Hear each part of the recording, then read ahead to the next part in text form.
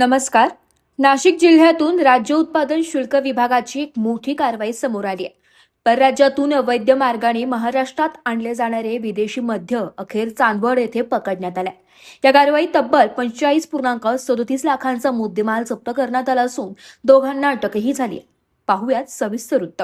30 जून 2024 रोजी राज्य उत्पादन शुल्क विभागाच्या विभागीय भरारी पथक नाशिकला मिळालेल्या गोपनीय माहितीच्या आधारे ही धडक कारवाई करण्यात आली. मुंबई आग्रा राष्ट्रीय महामार्गावरील हॉटेल स्वामी प्राईड तालुका चांदवड येथे पथकाने नाकाबंदी लावली होती. यावेळी संशयास्पद येणाऱ्या 6 चाकी आयशर मालवाहू वाहक क्रमांक DD01Y 9717 थांबवण्यात आलं. वाहनाची बारकाईने तपासणी केली असता आत मोठा साठा दडवून ठेवलेला आढळला. पथकाला वाहनातून एकूण 230 बॉक्स विदेशी मद्य सापडले. त्यात 1729.8 लिटर विदेशी दारूचे 200 बॉक्स आणि 360 लिटर बिअरचे 30 बॉक्सचा समावेश होता. जप्त करण्यात आलेल्या मद्याची बाजार किंमत आणि वाहनाची किंमत मिळून एकूण 45,37,200 रुपयांचा मुद्देमाल ताब्यात घेण्यात आला. या प्रकरणी वाहन चालकासह 2 आरोपींना जागीच अटक करण्यात आली आहे. त्यांच्या विरुद्ध महाराष्ट्र दारूबंदी अधिनियम 1949 अंतर्गत गुन्हा दाखल करून पुढील तपास सुरू करण्यात आला.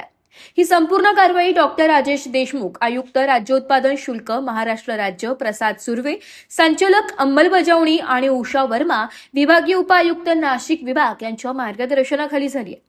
कारवाईत प्रभारी निरीक्षक किरण धिंदळे, सहाय्यक दुय्यम निरीक्षक किरण गांगुर्डे तसेच जवान महेंद्र सातपुते, वनराज पवार, युवराज रतवेकर, राहुल पवार आणि विलास कुंवर यांचा सक्रिय सहभाग होता. या प्रकरणाचा पुढील तपास दुय्यम निरीक्षक किरण धिंदळे करत आहे. दरम्यान राज्य उत्पादन शुल्क विभागाने नागरिकांना आवाहन केलंय की आपल्या परिसरात अवैध मद्य निर्मिती, विक्री किंवा तस्करी होत असल्याची माहिती असल्यास तात्काळ 0253 2319 744 या हेल्पलाईन क्रमांकावर संपर्क साधावा.